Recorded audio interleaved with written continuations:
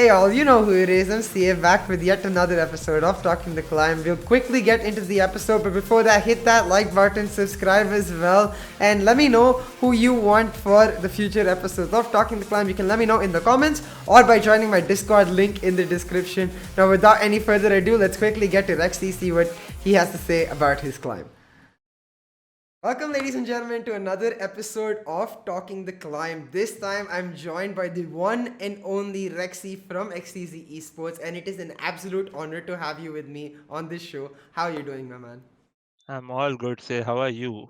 I'm just really excited. I think we've been talking about this for a while now, and Yeah. unfortunately, life has come in the way. So I'm just really glad that I finally have you here because I'm really excited to get to know you and for the fans to get to know you because in general, I think you're one of the more how do I say this? Niche, matlab, like Chupa Rustam type figures, you know, like you carry your own loyal fan base. I've heard this from a lot of my friends actually. Ki, like Rexy is one of the players who people go watch to stick around, not just to go like the stream and like. So I want to ask you straight up, like, what do you think is your journey so far in esports? Because like CS:GO, obviously you were quite accomplished, and now coming into Valorant, you've been a very prominent figure. Okay, I had a pretty good like journey till now because I didn't mean to go competitive when I started CS:GO. I just played it for fun. I used to go for like LANs, 10 man, but like I was lucky maybe because I used to play LANs with one of the top players in India at that time, like Mithil, Manan, Kappa, Ritesh. Like we used to play LANs together. So like there I got noticed because I used to like play brilliantly there. I used to like have 35 bombs, 40 bombs every map I used to play. So like randomly I got an opportunity like Mithil asked like there is one college tournament. We want to come and play with us like me, Kappa. That time we like I don't know many people won't know him, but Krishna Salecha. He was one of the like best players India has ever had, but he got a backban due to some technical issue. But yeah, like I had an opportunity and it was random. I never intended to go pro. So yeah, like it was smooth, but I had my ups and downs. Like when I had a team, we didn't win like continuously. We had our ups, we like upset great teams, but we lost to some new teams. So like I had my flaws and like my bad times. Yeah, it's like as you expect in a like a field where it's things are not really defined. You know, like in esports, it's not like you know in doctors where you have this path to become this level. You have to attain this. In esports, it's all about making do with what opportunities you can get. And it's really Yeah. interesting to hear that you played with really the best class of players in those times. So, what was that experience for you? Like, how do you think it shaped you as a player? Like, watching the best in your time when you were growing? I had a very good experience. Like everyone is my friend right now. I have played. I have like had fun with them. But most of like I have to give credit to one guy like Tapan. His in-game name was Alexi Marson. He like basically taught me the ABCD of CS:GO. I used to play like W, like no fucks given. I used to run. I used to just go kill everyone, shoot everyone, whatever. But like Tapan taught me how to play the game logically, like what you should think, what the opponent is thinking, how you should play the game actually, not like W. That's not the way you should play this game. Uh, Many people don't know this, but I have to say that. no, it's really important, right? Because to grow as a player, it's not just about your mechanical skill. Like, as you said, you Yeah, drop 35, 40 bombs, but learning that next level, like understanding the yeah. game, is really cool. So, like, yeah, Maybe if I never understood the game, I still would have killed 35, 40. But those were against mediocre teams. If yeah, I have to reach some level, I have to gain everything I want to win a game. You can't win completely on your aim because there yep, will be a person who will have a better aim than you at one point. yeah. So you can't rely on your aim for every time. Yeah, yeah, definitely. Like your aim is not necessarily gonna get better throughout as you keep growing Yeah, up, but like your skill in terms of game sense will definitely. I really like that yeah, approach. I want to ask you, like, in relation to that, I think everyone knows a lot, like, they know a decent bit about your journey through CSGO. They've seen you really grow. And, like, these obviously, like, small things that we don't really know about who helped you and stuff like that is unknown. But I think very few people know about what you felt in that entire journey. As in, you mentioned that it was very surprising to you that you ended up as a competitive player now. So, like, for you throughout the journey, like, at what moments were you like, wait, I am actually good enough to be one of the best, if not the best in India in a particular role? And when that realization came through, like, what was the experience actually embracing the life of a pro player? Oh, okay. It was the first tournament that I told you about. Like when Mithil asked me, there was like MXB Hell Rangers team. It was like on the top three of in India at that time. So when we played against them, I was like good. I wrecked them along with my teammates. Obviously, even they were good. But I played YOLO. I didn't give a fuck about anyone who's playing in front of me, anyone with whom I'm playing. But I wrecked them. So as soon as that happened, I got like multiple people asking me, "Would you join my team? Would you join my team?" And all those were like tier two teams at that time. Hmm. So, but I didn't want to go pro. I'm still saying I never intended to go pro. Yeah. But at one point after 4 or 5 months, like Shinchan asked me, Too Easy Gaming. They had like I don't remember the name. They had Dehshat Gaming. It was Uh-huh. Dehshat Gaming, and they wanted to like have a complete roster change. So at that time, I knew Mantri.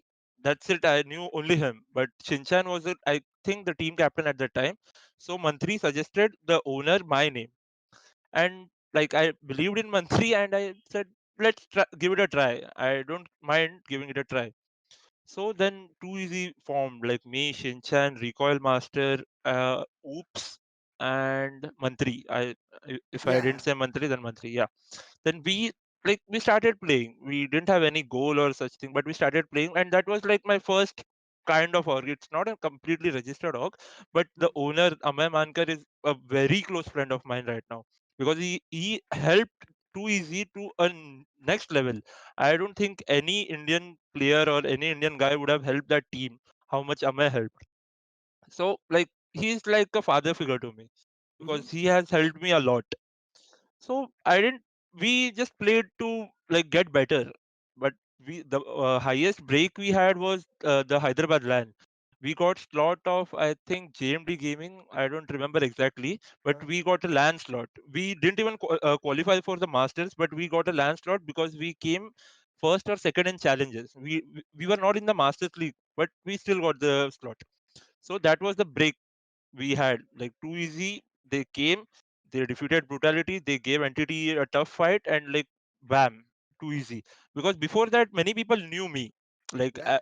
I used to play on LANs, I used to play multiple LANs with different players, not just Too Easy, but different players. So many people knew me, but not like Too Easy Gaming as whole.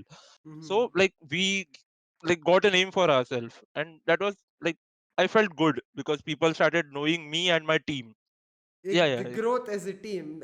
Like. yeah, that makes me feel happy because like yeah, that time I had a good aim. I was known as a aimer in CS:GO. I used to hit like normally 25, 30 bombs, like it was normal. But we didn't used to win matches because like at the end, as I said, like there would be a better aimer no matter what. So it was not about the aim, and like no matter how much pressure we put in the map, it's at the end we have to win or we have to lose. So every time we lost, it hurt a bit, and like the motivation always decreased every game we lost. But still, we like it was like we a bunch of friends playing together. So that was the highest motivation I had because Shinchan, even Mohit Wakle was in our team at one Mm-hmm. point. Me, Spawn, Shinchan, Tito, and Poki. This was our team in 2 Easy Gaming. I think 2018, and we went for a LAN in Delhi, ESL winter. That Tito meme, Tito, Yeah. that's where that happened. So like we were a bunch of friends, and that's the highest motivation you could ever ask for in a team, like friendship. Uh-huh. Just ability to get along with each other, talk to each other directly, and just Yeah, like be like, you know what, we no, all doing this with the same goal. yeah, there was no back bitching or politics in between the team right at that time, Uh-huh. which is right now in the whole Indian community. Yeah. You all must not be knowing it, but it's next level. You don't want to know it, to be honest. Yeah, I'm relatively new, but I think I've got my fair taste of it, I would say. and I definitely think I know what you mean, and it's unfortunate. But at the end of the Yeah, day, it's unfortunate. yeah, I always say, like, you know what? The reason we are where we are in general for everybody is because there are haters down there who are just looking up. Yeah, So it is what it yeah. is, you know. I wanted to ask you because you have a really cool journey in terms of the way you've gone, you know, from just being a normal guy having fun to a normal guy having fun but winning a lot of stuff while having fun. Like for you, throughout, like in terms of your family or in terms of like where you say in eighth standard, I don't think you were thinking of becoming an esports player. So that like change in terms of career path, how do you think it has affected you? It has affected me individually because I like whenever I take some decision in my life, I think about the other person because being in a team makes you that person. Yeah. Because whenever I want to do something, I have to think about my teammate. So it has helped me like individually. And when it comes to my parents, I don't think so. They still are happy with me playing. And I am only doing like continuing this gaming because of this COVID situation. If Mm-hmm. this COVID was not there, I would be like somewhere out studying. I Uh, don't know. So on that note, actually, so you we mentioned off camera, of course, that you were planning on something coming up soon, and because of Yeah. COVID, you ended up being a pro player. So talk to me a bit more about like your life outside esports. Like, what was Rexy going to become, and what Rexy wanted to do without like the whole idea of pro gaming. Actually, I still don't know what I wanted to do. I just entered engineering because that was the highest thing you could do after doing science. So I didn't know what to do. But the first year when I was doing engineering, I had quit CS. I had quit gaming completely. I didn't even switch on my PC once a month. I used to go to my college. I used to stay in hostel, and like I don't know. I used to have a normal life a normal engineer would do. And first year I excelled my like the whole CGPA which I had. I had 7 pointer or something. But I don't know. Second year I I don't know what happened. I feel you. I left the hostel. I used to come home after my college, and I don't know. Slowly by slowly, I started gaming again. I used to go for LANs. I used to play. I used to have fun. But I don't know. I still don't know what I wanted to become. So I have no idea because I think I placed gaming much ahead of my engineering because there was a time we had ESL winter. I don't remember exactly. I gave my engineering exam on X day. I went to Delhi the very night. Like Oh. I gave my exams 4 to 6 or 7. Uh-huh. I went to Delhi 9 p.m. I came back after 5 days. I landed. I came in alone because my team had to stay for one Yeah. more day for the shoot. So I came alone. I landed around 6 a.m. and I went to give the second exam at 9 a.m. Like 3 hours gap. And I don't know. And I passed both the exams. So Uh, I still don't know what I wanted to do. But yeah, it happened all good for me. I cleared my engineering. I am still into gaming, and I'm pretty okay with how it's going around me. you just basically like taking the decisions as like it comes, just following what your heart like wants you to do, right? Yeah, I really yeah, vibe with that feeling. I really like it because I mean personally I'm a math major. When I went to Canada to study, I found esports just like you in my second year, and it just from then to here it's been full esports. I totally get it. Like it's very confusing at some point, but at the end of the day following your heart is really important. I really like that. yeah. And that makes me want to ask you, tell me more about Rexy. Like the name, as in like where it came from, like what is the idea behind it, and like Rexy, where, like what, how does it tie into who you are? Actually, there is no background to that name. I used to go to lands like there was a cafe like next to my building, and I used to go there play lands like LP loser pays. So Uh-huh. I used to go there and used to play with randoms. But I had one guy whom I knew and who used to pick me. Like the first guy, there used to be like auction. Auction is not the right word, but there would be two captains, and they would pick each player. Yeah. So there was this guy who used to pick me first every time, Uh-huh. and his name was Rex. Ah. So I generally asked. I had an online tournament, so I just asked him. And that time I didn't have a CS:GO account. I used to play with my friend's account. So I just asked him, "Can I use your name? Like when I want to play this tournament, can I use your name?" He was like, "Yeah, okay, I don't mind." So I have no other story than that, but yeah, that was the only story I have. That's And still really Rexy cool. came in because I had a second account which I named Rexy, and I used to grind with that account. So people like came to know like Rexy is playing, and I used to play very less from my main account. So that's it. Rex and Rexy are both the same. Uh-huh. It's really cool though because it basically ties into like the person who sort of pushed you off first. Like, here, I like this guy, I'm Yeah, gonna pick this guy, and you yeah, adopted that and made it yourself. That's really cool. I love it when there's a story behind like just a unique story that yeah. vibes to who you are. And that actually brings me to more of a general question that I basically ask everybody in the scene right now, because a lot of players, as you said, a lot of these players. You mentioned Tito, we see him around now, even Pokey to a lot of extent. Your former teammates like Hellranger, Hellfighter, and these really accomplished, established CSGO professionals who have shifted to Valorant. So I want to talk to you a bit more about that game and ask you what it was like shifting to Valorant. As you said, COVID definitely helped, but like just bringing yourself to a new game, was it easy? Like, how was the transition? Like it was not easy. I can't say it was easy, but it was challenging because in CS:GO it was at the end aim. Like you have to kill on the aim no matter what. Like nade, you can kill with a nade max to max, but at the end you have to kill at aim. But this game, it like boof. You have nades, you have ultimates, you have a load of shit you can kill enemies with. So it's a bit challenging, but yeah, the aim part, like which I had in CS:GO, I am still struggling it to bring into Valorant because I used to play 4:3 on CS:GO, but in Valorant it's Yeah. not the ideal resolution. So I'm still struggling to bring the same aim, the same comfort zone I had.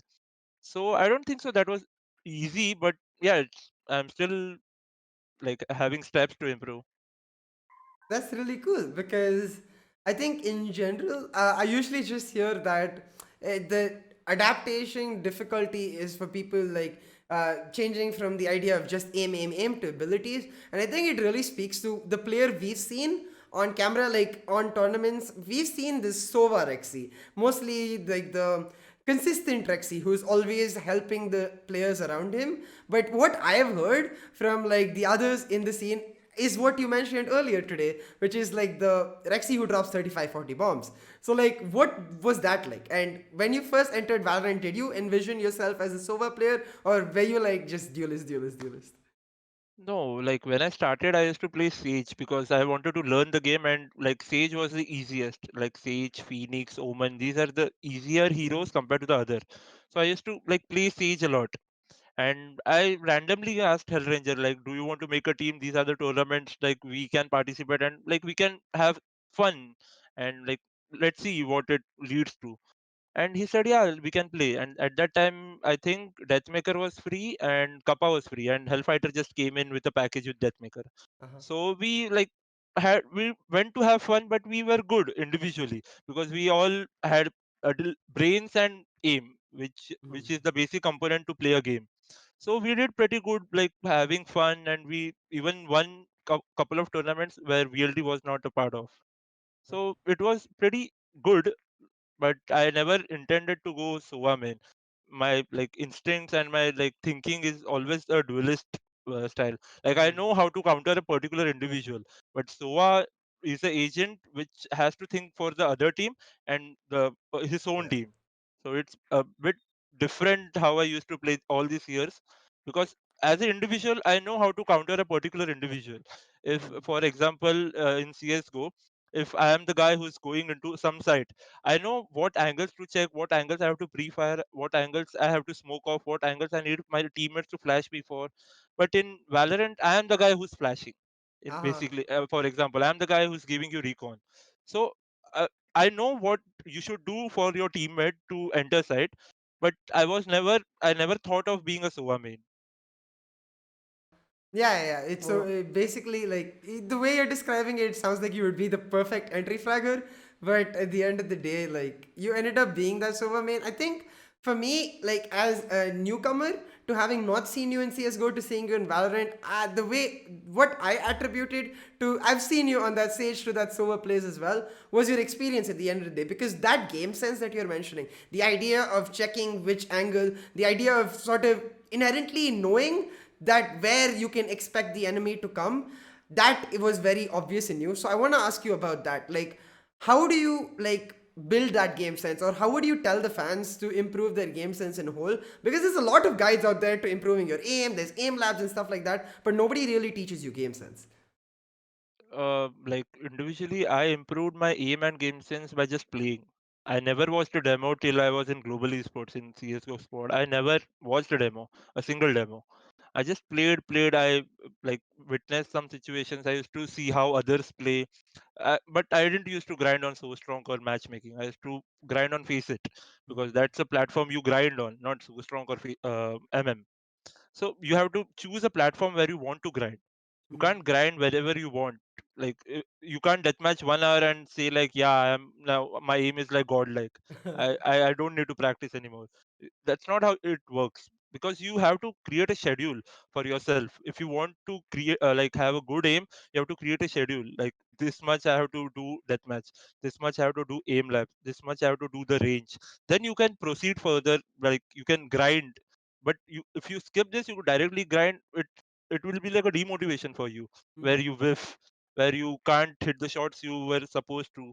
So it would be a demotivation, and it like step by step the demotivation accumulates and it gets tough to come back. Because when I used to like for my aim in CS:GO, people used to ask me like how can I get consistent on my aim. I used to deathmatch 2 to 2.5 hours a day, like just that much. I didn't use aimbots like unless I am feeling like really low or something, because I feel like I'll not be able to perform good today. Then I used to do 20 minutes of aimbots, then I used to go again on deathmatch. But I used to do 2 to 2.5 hours a day. People don't have that, like I don't know, Dedication. patience nowadays. Yeah, not dedication. I used to do because I used to have fun. Like I used to do deathmatch, I used to have fun. But people nowadays don't have patience. People just want to grind. That's not the solution. Many people have like gifted aim, Yeah. like they don't need to have deathmatch. But you are not like you're not gifted. It's okay. It's okay not to be gifted. Yeah. But you have to grind that harder because you are not gifted and they are.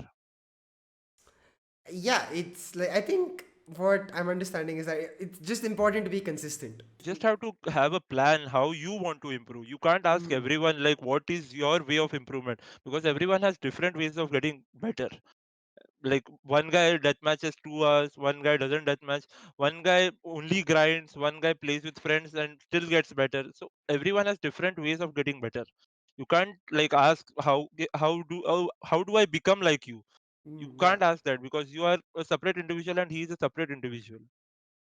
Yeah, that's a really cool, like, I think, way of thinking, because in general, I also get asked that a lot. Like, how do you get into esports? How did you manage to make it? And I think the way you said it is perfect. Like, for everybody, it's different. It's about finding what is good for you and making sure that you're consistent and patient with it, as you said, because I definitely agree. The patience factor is a little Yeah, the missing in the patience is community. very less in nowadays place, very less, because like they have the mentality that they are like they have next level aim, they can't get out Yeah. aimed.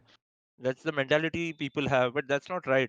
Maybe you are best today, best tomorrow, but like you can't be the best every day. That can't happen. That's unnatural. That Yeah. means you're forsaken. Definitely. It's That like, doesn't make sense.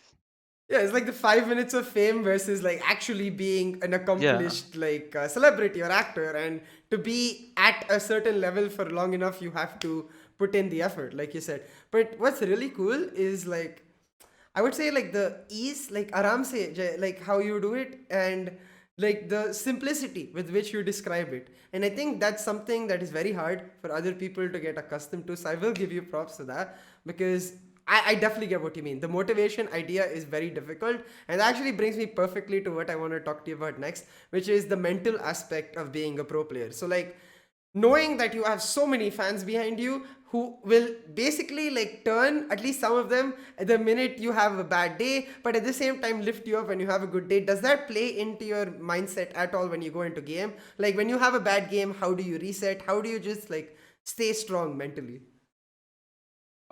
Like in CS:GO, I barely had bad days because at every round, after every round, I knew ki, yeah, it's okay a round. I'll maybe kill multiple the next round because in Uh-huh. CS:GO I had that confidence.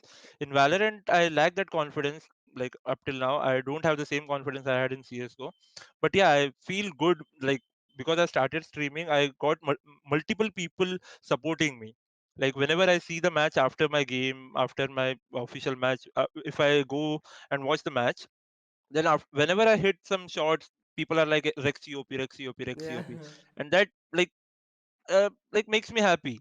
It makes me happy. Like someone is there, like who's excited to watch me play, excited to watch me frag. So it is a major factor. I think, like, personally, too, having seen you over the last 5 months, the improvement has been absolutely insane. I really, I think, understand better now that you said that it's all about your confidence. Like in CS:GO, you were much more confident. In Valorant, it's slowly growing. So I hope it gets to the stage where we get to see God Rexy once again, because I have seen glimpses of that, like moments where you've just clutched out rounds individually, and the way you approach the game, it's very like much more wholesome. Like it's not just go press W and kill that person, hit head. It's more like understand the macro, understand the prediction, then play on the basis of that. So like I want to go back towards this game. Ask you. You said you're more of a duelist. You like individual counter person, as you said, right? Do you think you Yeah. fit into the Yoru role, perhaps? Can we see you playing some Yoru in the future? Yoru, I actually want to play Yoru. I was thinking to go duelist, but right now the team composition we have, we don't have much of sentinels and controller Yeah. or players like Sova. So I don't know if maybe we go triple duelist. We can maybe I can go Yoru. I haven't grinded Yoru that much. I have played only like 5 or 6 games, and he's an interesting hero because he can do everything agent should do. Like i- Phoenix, I liked Phoenix, but I would prefer Yoru over Phoenix Mm-hmm. because he has flashes. He can like play with the opponent's mind with the fake footstep, with the teleportation he has. I don't know the name of the ability, Yeah. but he can play with the opponent's mind. But Phoenix, yeah, even Phoenix as a duelist is good because he has his ultimate. But I would prefer Yoru. And maybe if we have a triple duelist setup, then maybe I would go Yoru. Alright, I've been waiting for Viper and Sky for a while. I'll add this to my list. We'll wait for Rexy's Yoru. Hopefully, I get to see it and cast it. It'll be a treat to watch. But in general, Rexy, um, for me, like the idea of talking to you, it's been very comfortable, I would say. So I want to ask you, where do you think the fans can like see you in the near future? Like you mentioned that you don't really know what's gonna happen with the pro gaming or like the mechanical engineering aspect of your life, but over the next few months, are we gonna see a lot more of Rexy in tournaments? Are we gonna see any difference in Rexy besides the Sova that we know? I can't guarantee if there would be a difference in the agent pool, but obviously in the fragging pool, because I have recently changed my resolution to 16 is to 10 to 4 is to 3, which I had in CSGO. Uh-huh. So I have been playing on that resolution for a couple of days, and I have started to gain that confidence I used to have because Okay. I have started taking that individual duel. I have started winning those. So I'm getting that confidence and that comfort zone back. So I feel like I'm pretty more confident than before. So maybe like compared to the fragging I used to have and fragging I will be having, there would be a difference. But I can't guarantee on the Sova thing because my team is full of duelists except Web. So I can't guarantee. And they are good duelists because they have been grinding duelists from the start of the game when the game was launched. So like I don't want to take the part away from them because they are good at that, Yeah. and I have to like grind a month or two to get the basic instinct of how a duelist should play. Mm-hmm. Because I have a passive mind right now because I used to play Sova. I can't take a position one and done position and die after killing one because my Yeah. utilities are more important than my fragging. So Mm-hmm. like for gaining the basic instinct of a duelist, I would need probably a month or two. So we don't have that much time because VLT, Reckoning, Godel, Global Esports, they all have been practicing, and we can't have a major reset on the agent pool because of this. So I can't guarantee the SOA thing, but surely the fragging thing. That actually, it's really cool you mentioned the other team, and I'm really glad that you're building up the confidence again because I have seen that improvement. But I wanted to ask you, a lot of the teams you mentioned they have boot camps, and the boot camps like they help a lot. At least from my experience, seeing them play. So, is XTC gonna get a boot camp in 2021? Hopefully, like at by the end of Jan, we would be in the boot camp living Okay. there. So if everything goes well, because there we had some issues, like the management had some issues regarding the places, because we had booked two places, but like both of them had different complications. Like Mm-hmm. one, like the other, some other person just gave a token and the place was gone. The second one didn't respond, so like it's getting delayed because of the complication, not Yeah. because of XTG or something.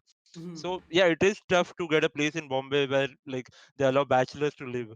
Yeah. So it's a bit tough for XTG, but yeah, I think the if the complication is out, we would be there by the end of January. All right. I mean, I get it. Like, there's COVID also going on, which definitely does Yeah. not make it easy to find places, especially in Bombay, as you mentioned. So, like, I think the fans are just glad to hear that it's going to happen and it's happening, like, from the management side at least. Now it's just a matter of life letting it happen. And that's not really something you can control. So, fair Yeah, enough. we can. Yeah. That's every day in my stream. There is minimum to 20 to 25 people who ask like boot camp कब जाओगे? भाई मैं नहीं बता सकता. Like on stream, I like messaged one of the owners of XTZ, asked him कि boot camp का क्या scene है, and I like on stream I told the reply. Like I read the whole reply on stream and like showed it to the people. Like see, this is all I know. I can't say anything else. But still, but even I can understand, even like they, like people think the thing we are lacking is boot camp. So Mhm. even they are like a bit disappointed, because we are good, but the difference between us and other teams right now is basically boot camp. Mhm. Yeah. So if that comes, then we can do something, like we can practice and get better as a team, which the other teams are already doing. So Yeah, I think like it would really help. I think every single player in the team has like some way, some unique way in which the bootcamp would help them. Like I've talked to Sai, he mentioned that his PC, like in general, would help him a lot. I think the practice aspect that you mentioned, like the idea of theory crafting and angles and reviewing and just being together in the same house and like synergizing with each other. I'm sure it will help. But guys, let Rexy be. Don't ask him every day because it's not really in his control. It's all up to life. So fair enough. We will be patient and we will see because I think everybody just wants you guys to grow. On that note, though, you mentioned like there's always people asking you. So to like respond to the fans for the love they've given, is there anything that you'd like to say to them and just a message for the fans?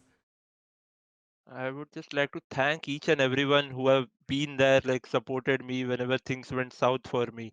Like, yeah, bro, yeah. Because there are multiple people who like don't have anything to do in their life and they want to like destroy others.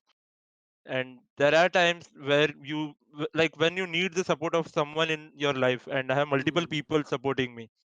And I don't know. I just want to show this to whoever like doesn't like me. Yeah, fuck I the don't care. haters. I don't care because Yep. I have multiple people supporting me. A couple of you won't. I don't give a fuck about you. Yeah. I So I love don't it. care. Honestly, like I wish everybody was as like I am who I am. You either Yeah, love me for who I am or fuck you. Like just straight up. Like yeah. fuck the Because people haters. know that I am a bit aggressive. I like taunt people. Yeah, that's who I am. If you don't like me, don't talk to me. I don't care. Uh I have huh. multiple people to live with. I have multiple people who are supporting me, who I love, and they love me back. I Mm-hmm. don't. I don't need you. If Yeah. you can do something in your life, I don't. I won't even interfere there. Don't interfere in mine. Yeah. Get better. Yeah. I definitely get what you mean. And like yeah, love to all the fans because Yeah, they I'm are like what. I'm getting better just because of the motivation I receive from my fans, my people who are supporting me. That's the motivation I have to get better.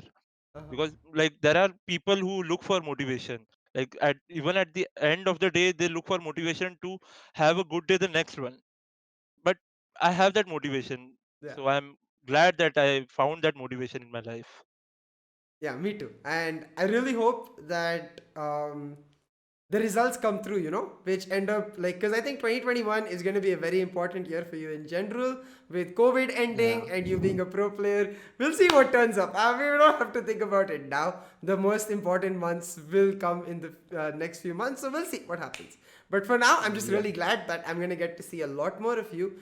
So, just while we end it off, I'd like to ask you, for Rexy personally, what is the best part about being an esports professional player? Like, or just having gaming in your life so constant and being able to do what you're passionate about. The best thing is that um I'm happy. That's the That's all perfect I can answer. say. That's all I can say because I like there is stress in gaming as well, but I'm happy with that stress because I know what I'm doing. That's it. Every work has stress, which doesn't, but I'm happy doing mine. Man, honestly, like people ask me why I smile so much on stream. That is the answer. Like, yeah, we're just happy. Like, and yeah, Yeah. it's a pleasure. It was an absolute pleasure talking to you. I think I found somebody I really vibe with. So thank you for coming, and thank you for all the fans out there who are watching and have watched it this far. I had Rexy with me today, an absolute gem of a person, and I'm glad we got the chance to take this opportunity to talk together. We'll have more stuff coming for you guys soon, but for today, that's all with the episode of Talking the Climb. See you soon. Bye bye. Take care. Thank you for watching that episode of Talking the Climb with Rexy. It was a really fun episode to cast and a really fun person to meet in Rexy. I hope you got to learn a few things about him and his journey, and if you enjoyed it, make sure you hit that like button and subscribe as well. If you'd like to check out any of my other content, on the left here you'll find a list of all the Talking the Climb playlist episodes that we've done so far, and on the right here you'll find the episode with the one and only DM King coming up. So click those episodes if you haven't liked them already, share your love for me, and as always, a big heart to all of you. See you soon.